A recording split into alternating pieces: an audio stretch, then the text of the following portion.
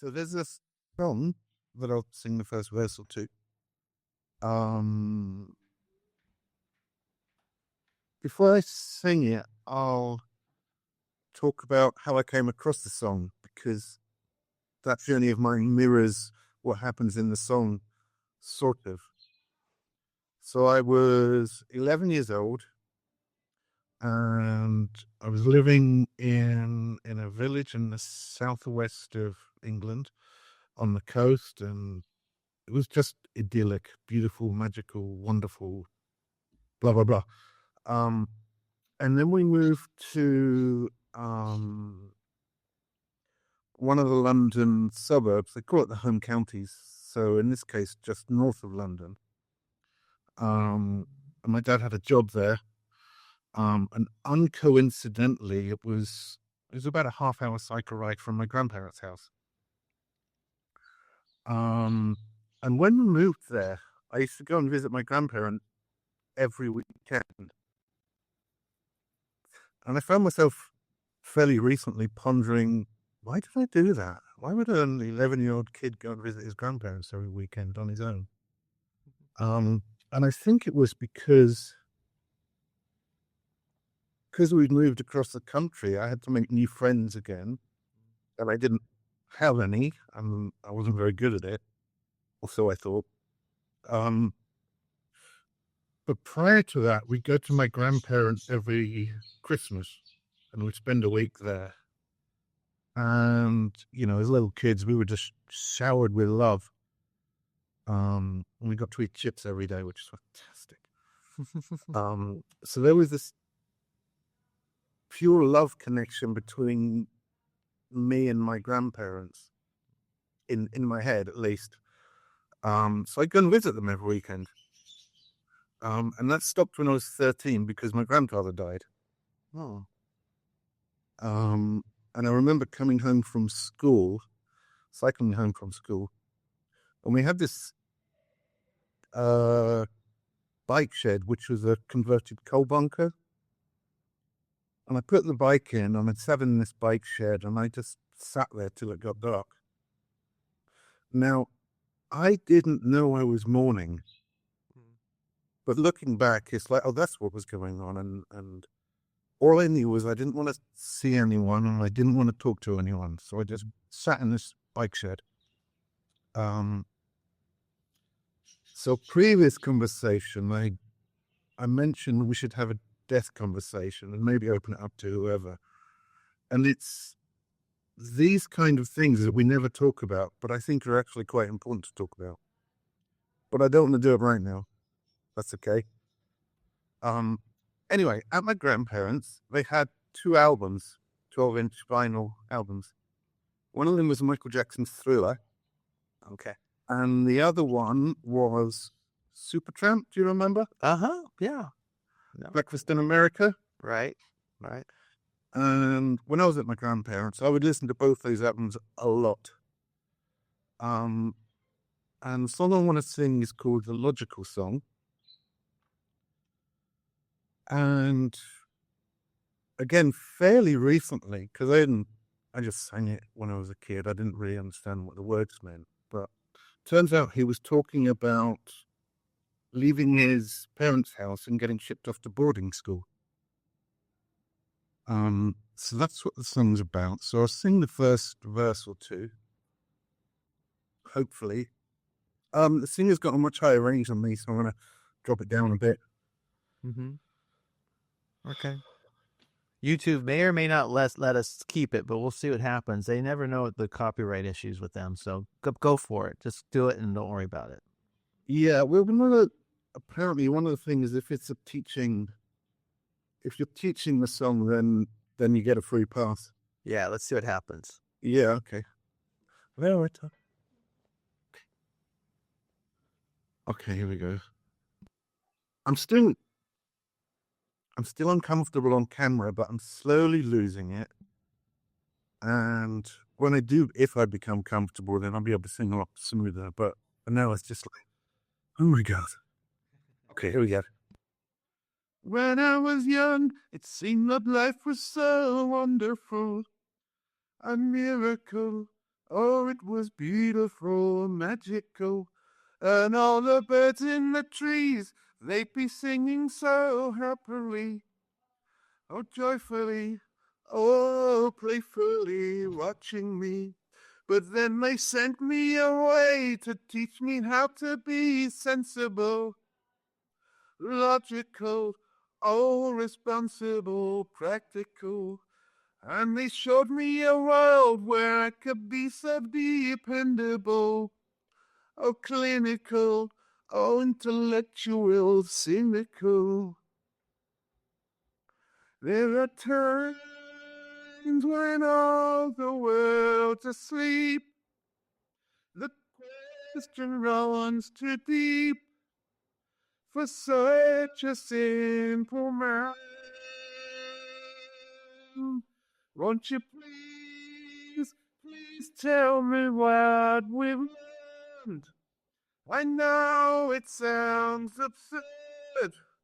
Please tell me who I am. I think I'll leave it there.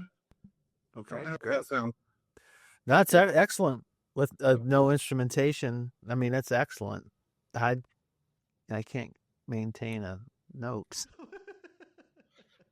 Whatever. And I can prove this, but not now. We'll save that for another podcast. Another time. Excellent. Okay. So what's the significant? I think I get a sense of it. That what stands out most to you as what about that song resonates with your experience in the coal shed? So the first part is a description of the Garden of Eden. And on the, what do you call it? So the Garden of Eden and my father's garden, I'm going to use them as the same thing. Okay. So it starts off, he's singing about his father's garden, the Garden of Eden, and how great it is. And then he gets kicked out of his father's garden, sent to boarding school, and he talks about all this stuff that's being forced upon him.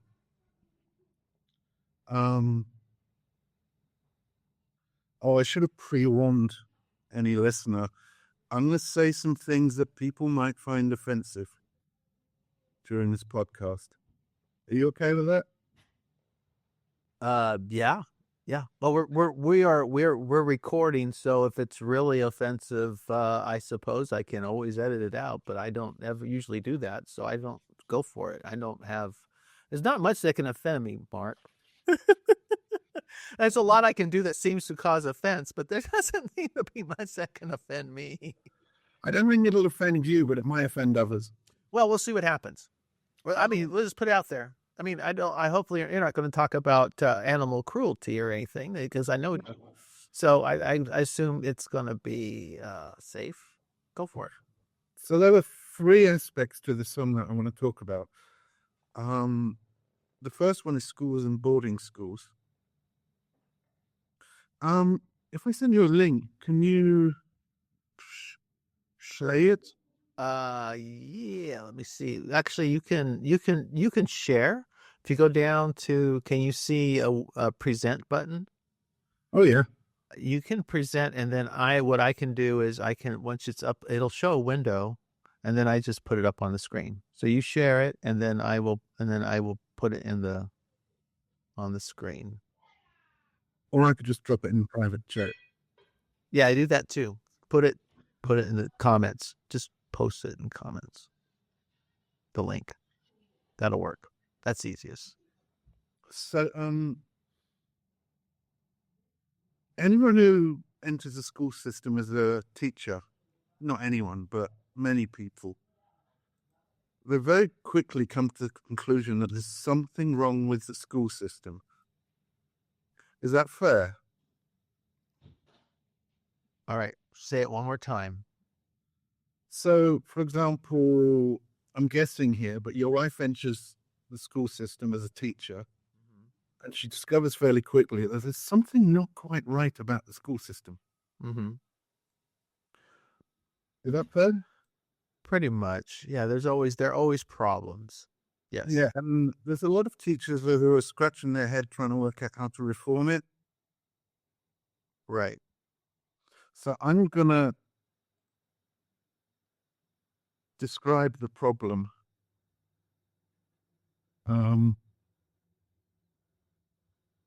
Do you want me to share the screen? You sent me a link to a YouTube video. Yeah, not yet. Just Okay. let me Tell find me it. when you're ready. Tell me when you're ready. So I've said in previous podcasts, we're all born with the light of God in our eyes. Yes. And I said the definition of a Satanist is someone who tries to remove the light of God from, say, a child's eyes. That's the problem the school system suffers. Or in other words, the school system is satanic. And it appears to be designed that way. Because it rips us out from our father's garden and puts us in this alien environment. So this lady talks specifically about boarding schools. So if you just want to play what she says, I'm not sure who it is actually, but I remember what she said. All right. Let's see here.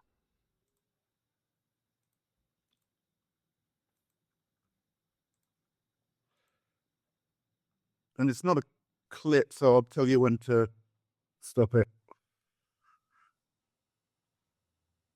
It's set to play right at 20 Yeah, that's right. minutes. Timestamp. One of the things that I think that we really need to look at is the origin where a lot of these men are coming from, and they're coming through the what we call the public school system, private education. Obviously, America calls public school system, Oh yes. yes, yeah. I went so- to a public school. right, okay. So we had a teacher who got arrested. because there's a lot of sadists within them, and a lot of children who are like being sent to boarding school, as one example, been absolutely brutalized, and it's Yeah. breeding ground rather for child abuse, and it's been going on for an awful long time. And the thing is, what I absolutely know from my work, and it's no justification for anybody who ends up being a predator, but is a lot of the predators have been predated on, and that is a reality, and a lot of Yeah. that has happened in our private school system and at boarding schools. And so we need to look at some of these people who are coming through the system and saying, there might be a problem. And I do think there is a problem. I mean, I don't know your education. Some children, I'm sure, loved it, but I think there is a real problem in the whole kind of boarding school. I didn't go to boarding school. Right, boarding school is a problem. You're essentially kicking children out of the home very early. Yeah. It's really really bad for them. It can't possibly be good for them because Weird, isn't it? well, they then become just a number, don't they? They just become a number in the school, and they Okay. So yeah, it's been kicked out. Can you hear me? I think you're on. Yeah. Okay. I'm mute. Okay. Being kicked out of the father's garden and kind of being left to defend yourself at too early an age. Yeah. The English boarding schools are notorious. Yeah. I mean, in American public schools, particularly in some cities, are notorious, but not for the same thing as what you experience in the English boarding schools. Were you sent to a boarding school? No, my parents had no money. Okay. I was blessed by my parents having no money. Blessed by poverty. Mhm. That's good. So now at this point, Kale Zeldin probably wants to whack me round the head with a sock full of marbles because he works at a boarding school. So, is there a solution? And I've named the problem, and in naming the problem, the solution is prevented. At schools, we have to recreate the environment of our father's garden. Does that make sense? Sure. So it's loving the children like parents do.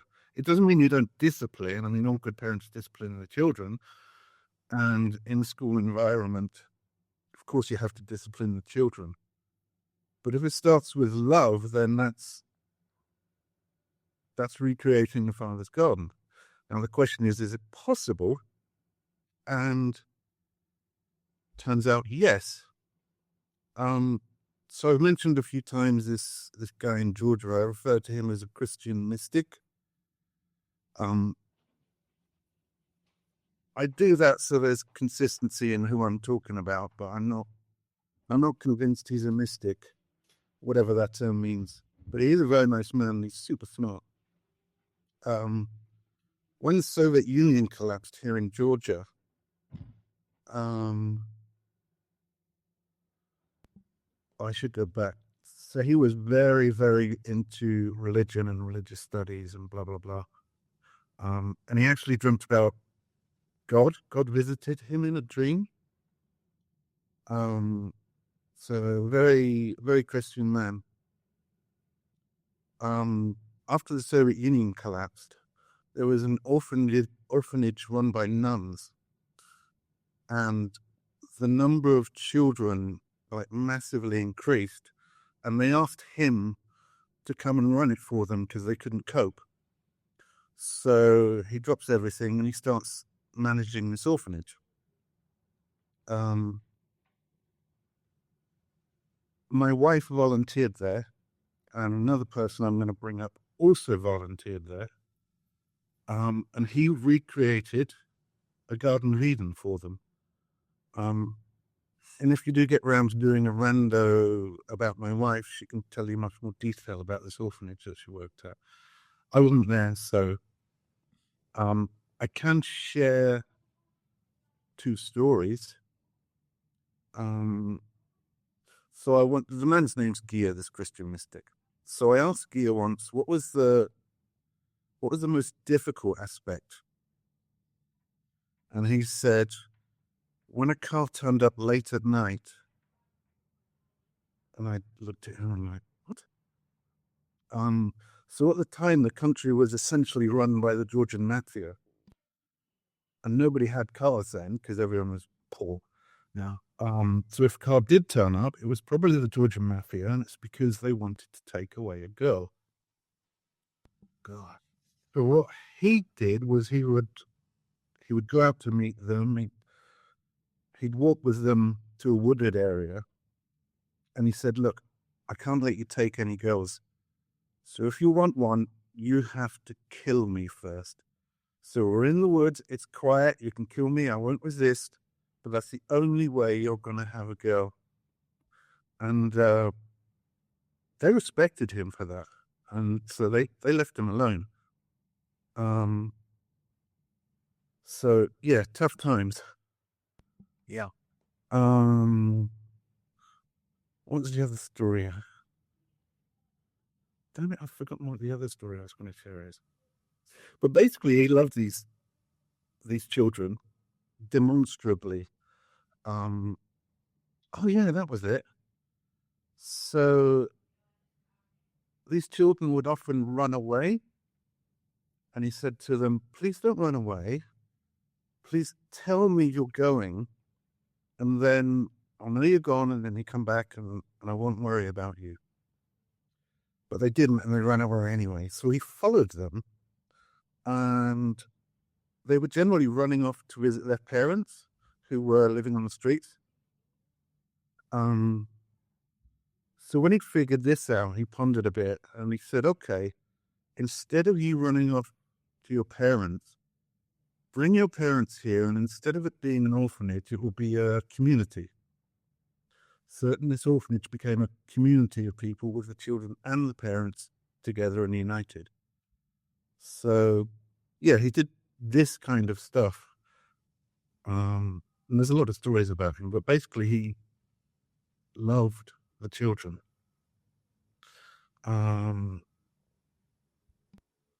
He was also a good teacher, still teaches. He's a mathematician. Okay. But I've met a number of these orphans. They're out now. Some of them went to university. Some of them started families, and they're very normal. They're very balanced. They're very good company. So yeah, it's possible to recreate the Garden of Eden for children. And you can do this in a classroom level or at a school level or both. But that's the fix. And it can't be dictated from on high. It has to come up from below, kind of individually. I'm sure many people are going to argue with this, but this is how it seems to me. The second thing I wanted to talk about. So, one of my wife's oldest friends also volunteered at this orphanage. She's a teacher now.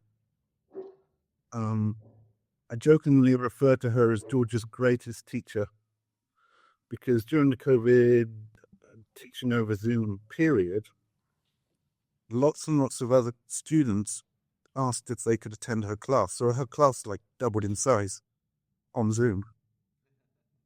And all the parents were listening in slightly off camera, so actually like quadrupled in size when she was teaching over Zoom. I mean, she's a pretty impressive teacher. She would have these, I don't know what we call it or what you call it in America. She'd have like a class teacher. Oh, like a teacher's assistant? No. Oh. So you'd have one teacher that was responsible for your class, and then you'd have other teachers come in and teach other things. But Right. Yeah. My wife would have an idea. It's they call them different things, but it's specialized for English language learners or for children with developmental issues or what have you. They'll pull them. in England, we called them form tutors when I was a kid. Okay, yeah. They don't use the word tutor. They do have tutoring, but it's a different. Yeah, I know what you're talking about, though. Go ahead. So we have pull out and so she would have these gatherings in a house. I don't know how often, once a week or once a month, and she'd invite her class. And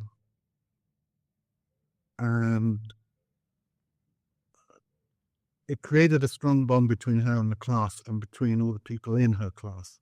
They've got this really strong community bond together. And again, I've met a number of her former students. One of them came to my birthday party last year. And they're really impressive young men. And I think it's because of this love she showed them. So it's possible. Sure. So that was the first thing I wanted to say about this song. What was the second thing? Do you fancy reading a bit of Matthew? Okay. 18, 3, 4, 5, and 6. Let's see. Do you have a favorite translation? What are you reading from? No idea. I've got. What's the chapter again? 18, 3, 4, 5, 6. Okay. This is my Bible. Okay. Let me pull it. Okay. Show me this. Show me the Bible again. Show me the Bible again. I blew up the screen a little bit. There we go. Okay, your name's crossed out. Okay. I score these like pictures of Steph all the way through it. Okay. It is a Revised Standard Version. Okay. So, but I'm not a Bible expert, so whichever one you prefer. That's fine. So this is Matthew 18, and we can. Revised Standard's good. It's just a little older. That's all. Just which doesn't necessarily mean that much. Let's see. I've got New Revised. Let's see.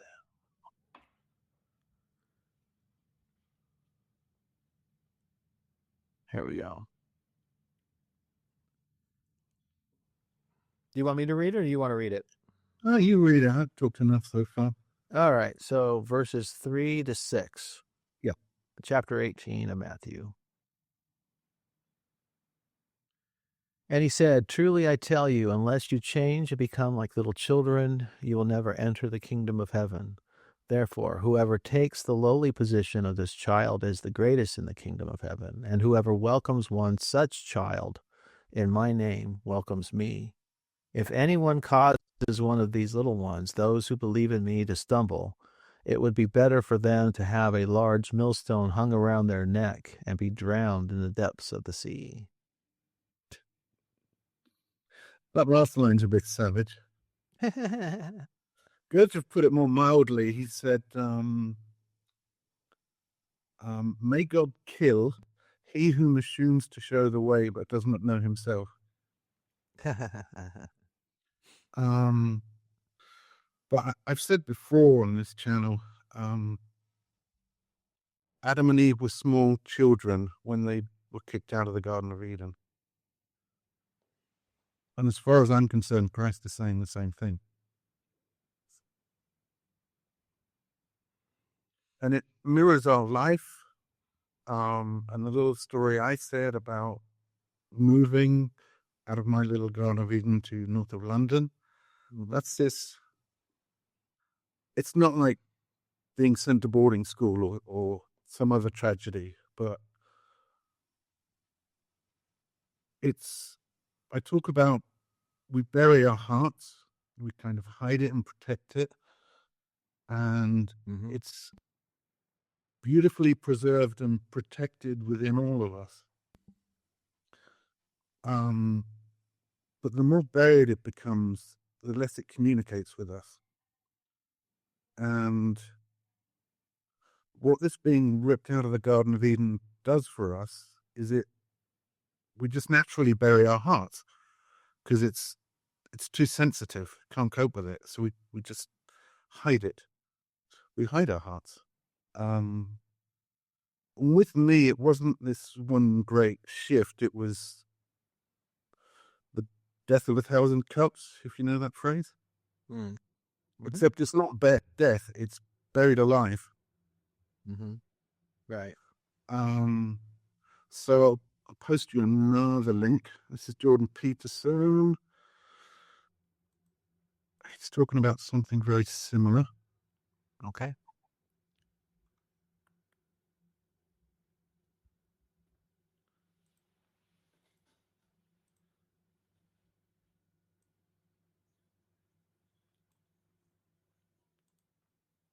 Okay. Now I've got to share. Hang in there, folks.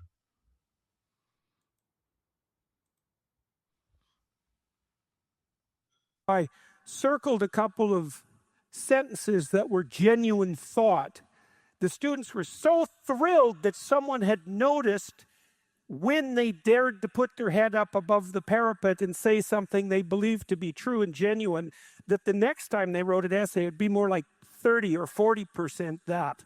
And then if they got further reward for that, assuming they had the talent and the diligence, then perhaps by the end of the semester, it would be like 90% genuine thought, genuine wheat. And then they were thrilled about that too, because people are thrilled to have the opportunity to offer their best, especially if it's received in the right manner.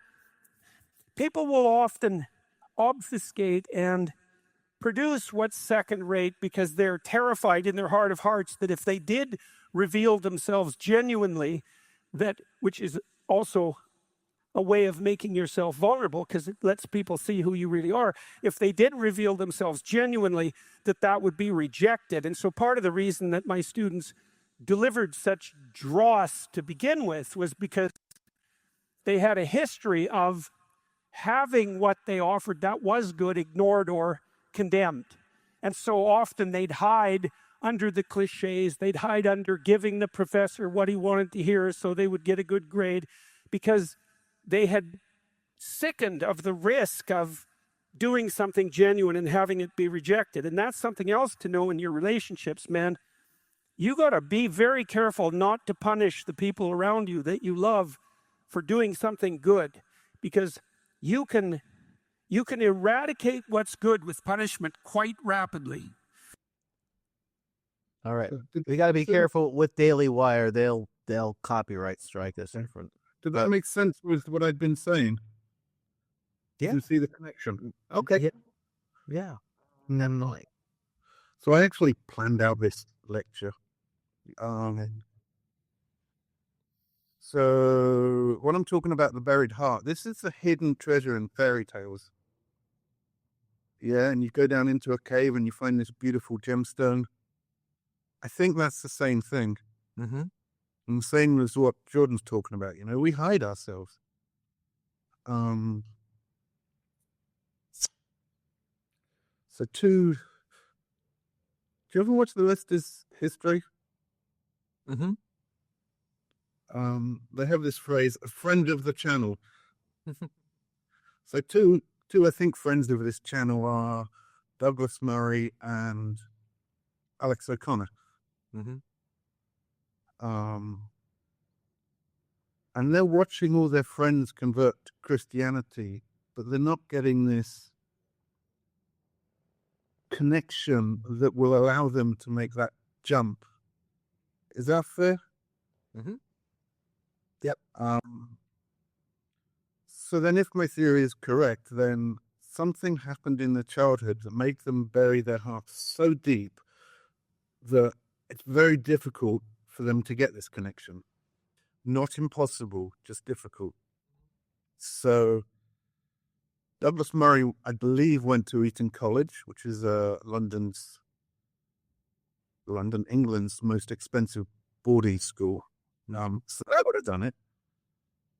And incidentally, Tom Holland on a recent episode, one of the Hitler episodes, he talks about Eton as removing people's emotions. Because if you've got a general or a world leader and they're bothered by emotions or conscience, which is also seated in the heart, then they won't be as effective a leader. So you've got to smash the heart. Mm. That's the point of the school. So then I was thinking, well, what happened to Alex O'Connor? So I did a quick search. Apparently his dad left him at 9 years old, left the family home at 9 years old. That would do it. Yeah. So I just dropped a few more Matthew references. Uh-huh. So 6:21. You want to go in the order you presented them in the chat?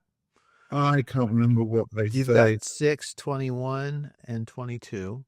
That's the first passage. Then you have 13, 19, and then 13 verses 44 and 45. So do you want me to read those like we did last time? Yeah. Okay, we'll start with 6:21 to 22.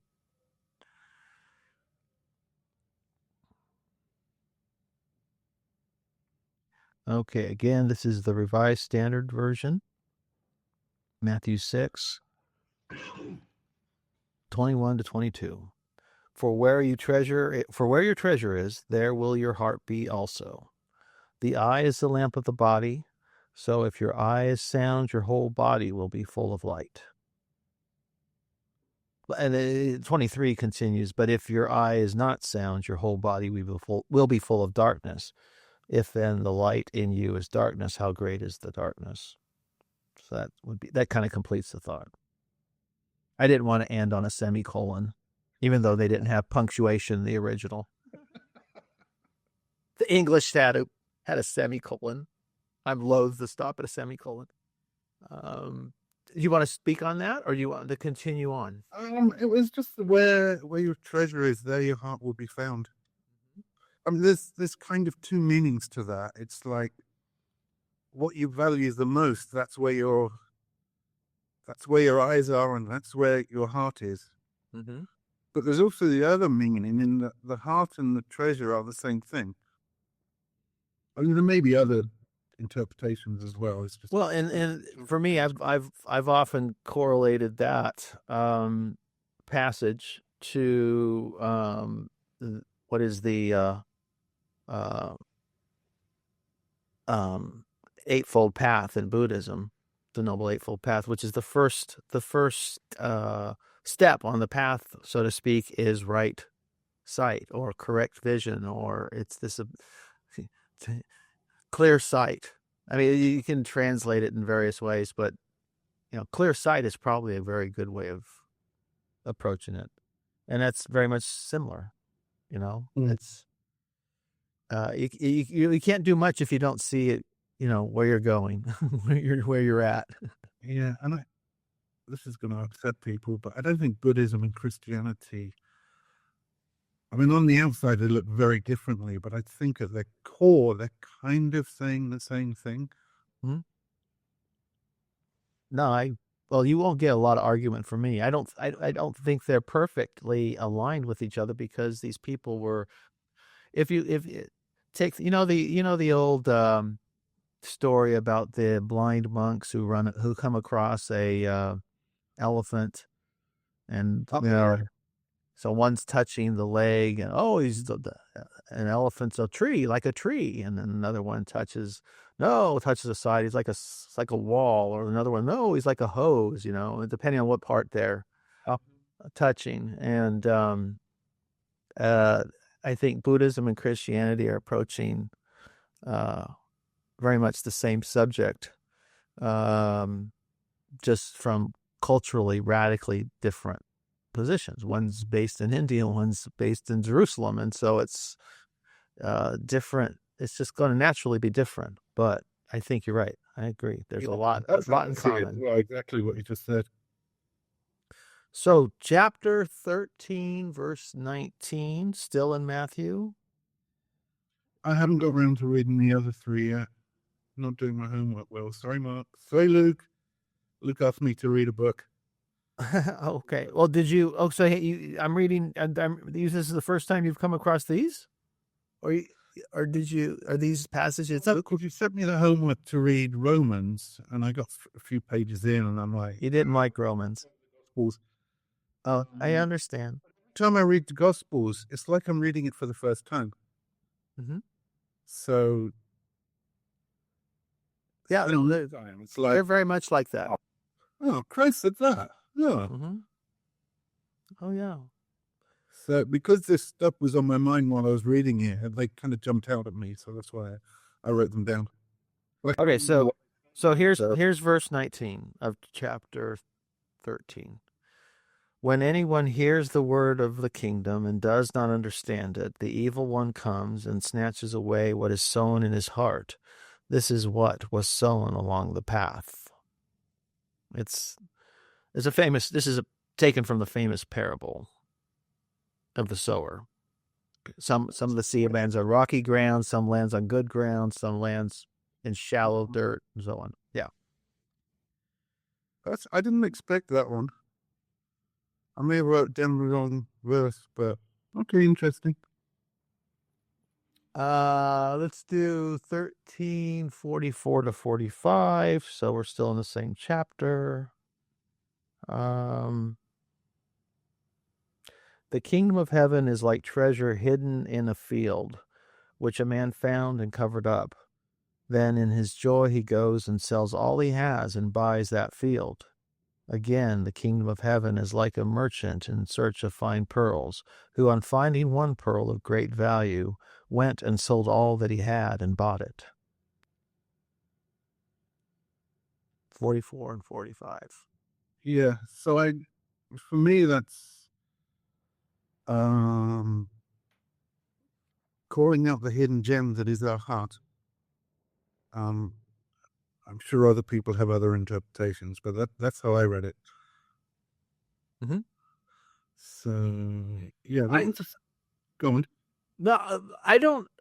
The life's, like going all the way back to the original video we looked at from the lady talking about the boarding school abuse.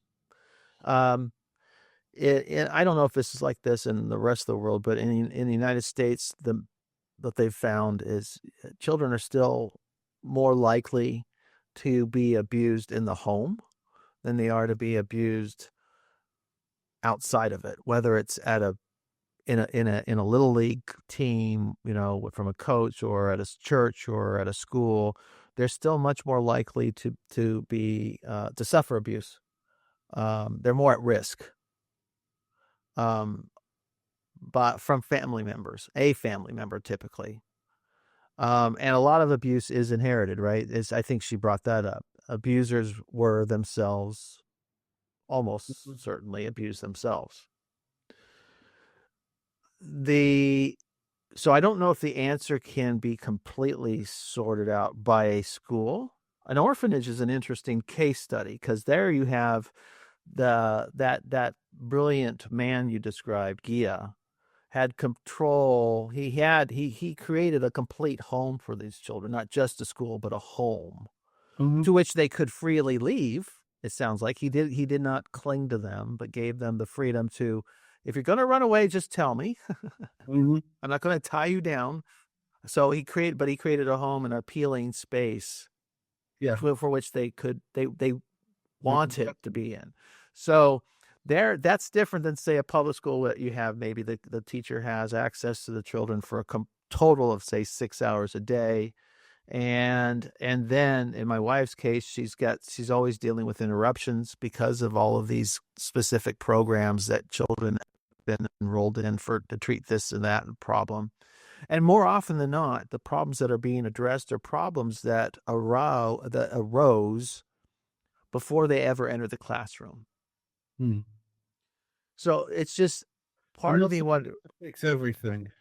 Yeah, you can't. No, and you only have in a public school situation, they have the kid for 6 hours, maybe 7. Some programs, one teacher, the primary one anyway, is very limited in how much they have. And then it's, of course, there's no weekends and there are holiday breaks and so on and so forth.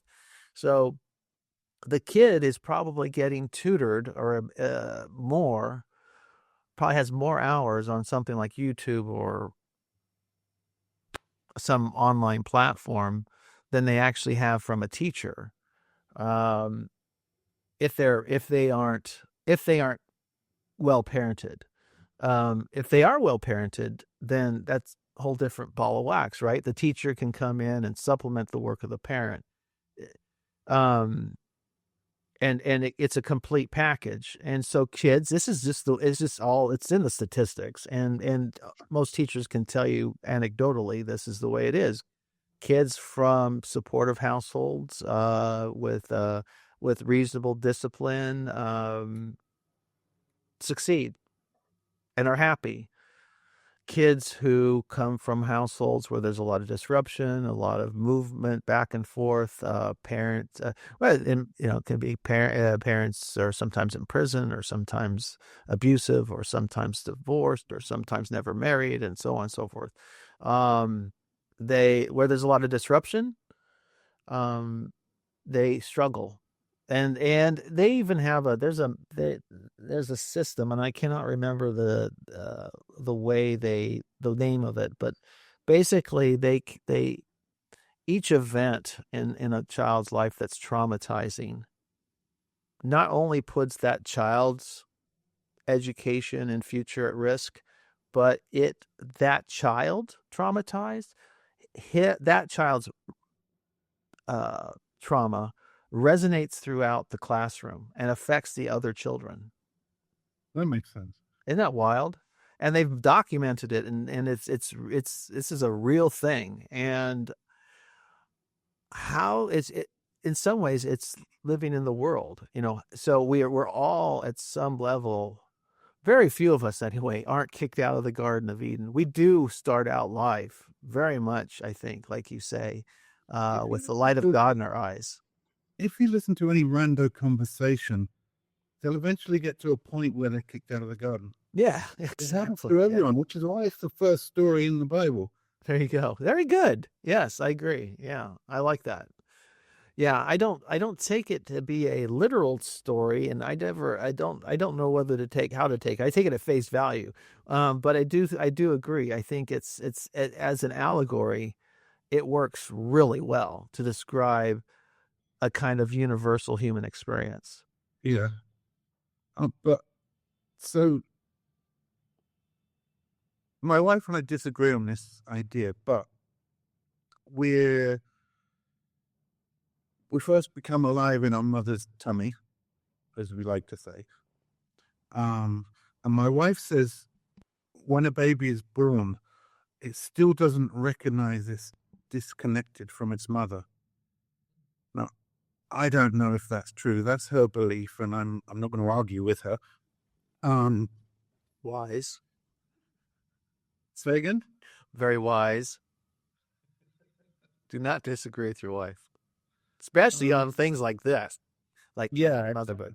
okay, if that's what you think, then fine. I have no opinion. Then, well, two things happen. We start naming things. Mm-hmm.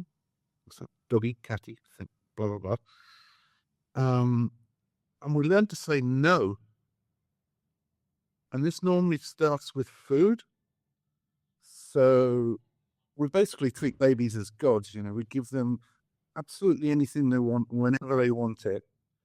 And, you know, they accept all the food that's given to them.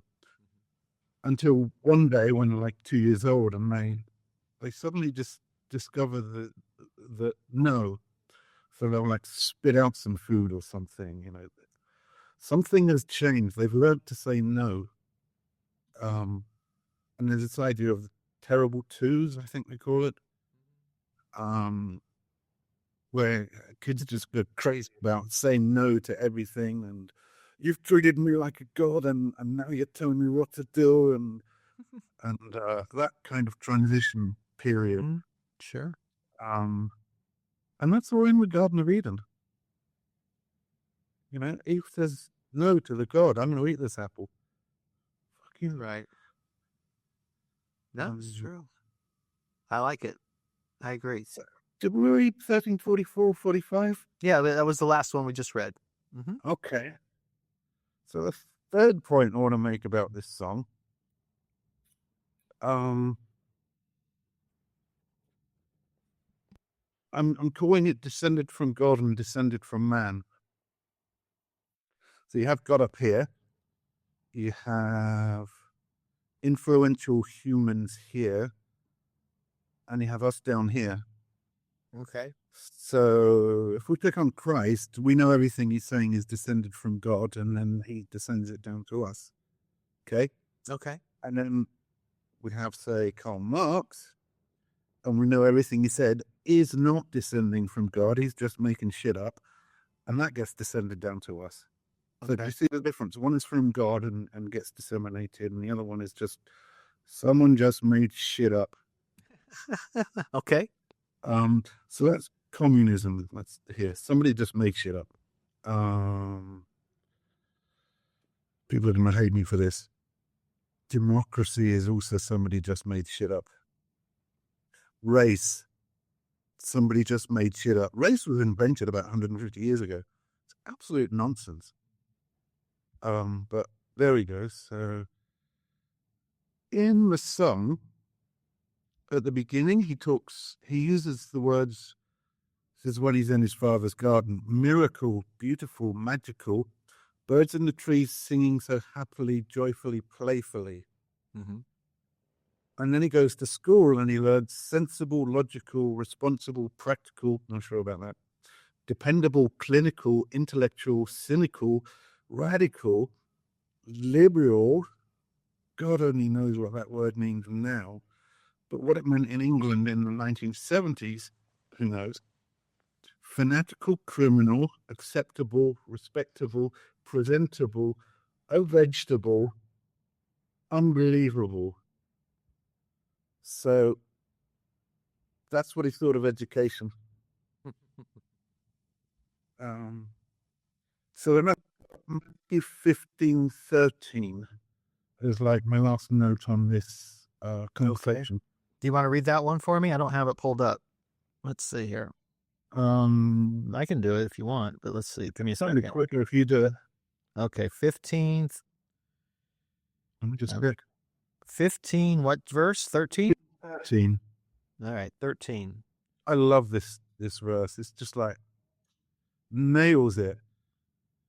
Okay. Okay, he answered, this is Jesus, every plant which my heavenly Father has not planted will be rooted up. Sorry about that. I just, for some reason, my notification came through and it shouldn't have. But anyway, let me repeat it. Verse 13, every plant which my heavenly Father has not planted will be rooted up. Let them, and verse 14, let them alone. They are blinded guides. If a blind man leads a blind man, both will fall into a pit. Was that the verse you wanted? Yeah. Every plant that my Father has not planted will be rooted up. But that's communism. It will be rooted up because his Father did not plant it. I'd say it's almost anything civilizational. It's a, well, I think it goes to a subject that's come up a lot on my channel recently. That my view that I've kind of inherited through my New Age Buddhist explorations is that the only thing real is eternal. Everything else comes and goes. It and in a sense that all of the things we are attached to that we consider important in space and time, they're impermanent. That's a fundamental Buddhist idea, and that to me is a version of rooted up. I mean, it was a version of your idea of whatever my Father has not planted will be rooted up. If the God doesn't plant it, it gets taken, pulled out. And yes, but that's impermanence. That's that's so much of what there's the really real. Bob Thurman, the Uma Thurman's father, is a famous Buddhist teacher, and he said there's the real. And then there's the really real. He says, your life is real. Your experiences are real. Your feelings, your emotions, your thoughts, your joys and sorrows, they're real, but they're not really real. There's a really real, and that really real is, to translate now to a Christian view, is at the Father's realm. It's what the Father plants and what the Father develops. We get to participate in that, I think, in that really real. I don't think we have a choice. But we don't, but I think the degree to which we participate in it intentionally is tricky, because it's so much of it, if our attention is fixed on the stuff that's going to get rooted out, that's going to get pulled up, that is temporal, I think that will crowd out from our attention the stuff that's really real. So the great saints are the people who kind of live in the really real, right? More than... That's how I see it. Yeah. Me, I'm a shitty saint. Most of my time is not in the really real. I'm afraid. That's a shitty saint. Say again? Most of us are shitty saints. Yeah, I would say, I've got a lot of company. There's no question about that. But I'm definitely not a great saint. I'd say 99.9% of conversations you hear on YouTube are the real and not the really real. Sure. And I'm more interested in the really real stuff. Sure. Well, it's great when you can get there. It's a lot harder to get there than it sounds. It's easy said, but hard done, Yep. It's gonna take it's good stuff. Good stuff, Mark. Yeah, so that's what I wanted to say today. Hopefully it wasn't too offensive to anyone. I don't think so. They'll survive. I mean, it's you'll get pushback in the comments, but that's just a given, because it's everything we talk about can be nuanced and drilled down upon and studied more closely and said more precisely, and yet at the same time this is how we get conversations going. You laid out for us stuff that's been on your mind and heart, and now we wrestle with it. It's we who wrestle with God, as George We puts it. wrestle with Marc D. Parker. Hopefully not too much. Hopefully not too much. I don't know. But anyway, so it's a good thing. It's a good thing. And it's so, yeah, I think it's helpful. I think it's good for people to think about, for all of us to think about where we fell out of the garden, and what it was like to be in the garden. If we can recall the moments, the fact that you had you remember a life before Well, you mourned. compared to a lot of children,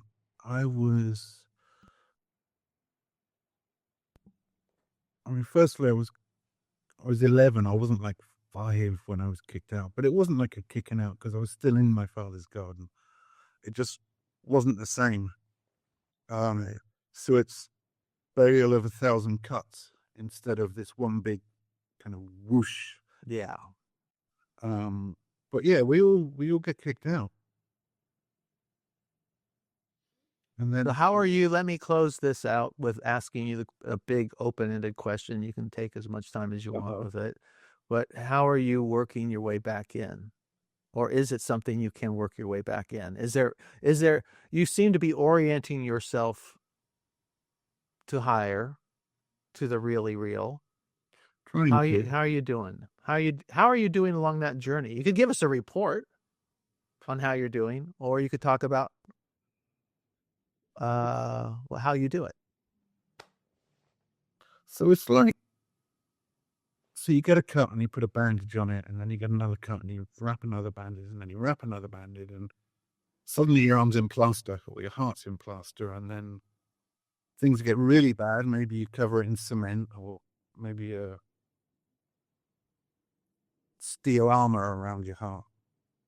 But for me, it's like remove one layer of bandage. I'm okay. Nobody's attacking me. Everything's okay. Let's take off another layer of bandage, and things are okay. Maybe take off another layer. But if you just rip the whole bandage off, you're going to put them back on very quickly. So it has to be a very slow process of healing. That's good. Where I am in the process, well, I'm not Christ, so I've still got some way to go. It's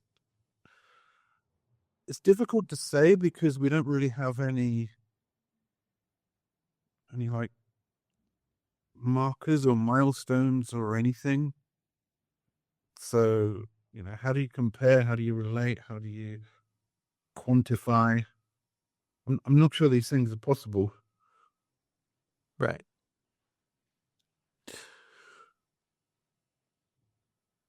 Can't disagree with that. I have blessings and I have problems that I need to sort out, and I'm no different to anyone else. Yep. So cool. All right, Mark, let's call it. I think it's a good place to land the plane. Say again? I have direction, and I think that's the most important bit. Yes. So, for example, if you center your life around God, there's no need for communism or monarchy or democracy or any of that stuff because it's all taken care of. Right. So I have that. My woo story, which I did share with PVK when I did the rando, I saw God's love. And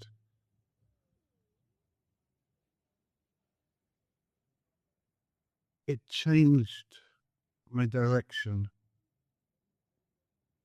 Not initially, but slowly, everything started to revolve around the idea of God, because he showed me his love. And I'm not going to deny that. I'm not going to lie to myself. Sure, I can't give that experience to anyone else, but for me, it was the truth. So I don't talk about it much, You but said you saw it. What is it? What did you? How did you see it? so I had an interview in London a number of years ago, and it was quite an intense interview, and I decided to go for a walk afterwards. And it's ever so slightly raining. And I get to this like square with houses all around and a little fenced-in garden, and suddenly the rain slowed down, and it was all the raindrops were emanating love. I can't describe it any other way, and I'm just like, oh my God. So I started looking around, and this fence around this garden, the fence was emanating love. And there was water flowing into the gutter, and the water was emanating love. And there was a Kit Kat wrapper and a few other things in the gutter, and they were emanating love. Everything was emanating love. And this, I don't know how long it lasted. It felt a long time, but I think it was just a few seconds. But that's what I saw. I can't describe it better than that. No, that's beautiful. I like that. Good point. But you had a vision. You had a vision. Yeah, no. I had something, Yeah. and I'm not going to deny it to myself because I'd be lying. Right. Good point to wrap it up. Sounds good to me. All right. Okay, thank you, Marc. Thank you. Thank you, everybody. Always. I'm just going to hit the end recording.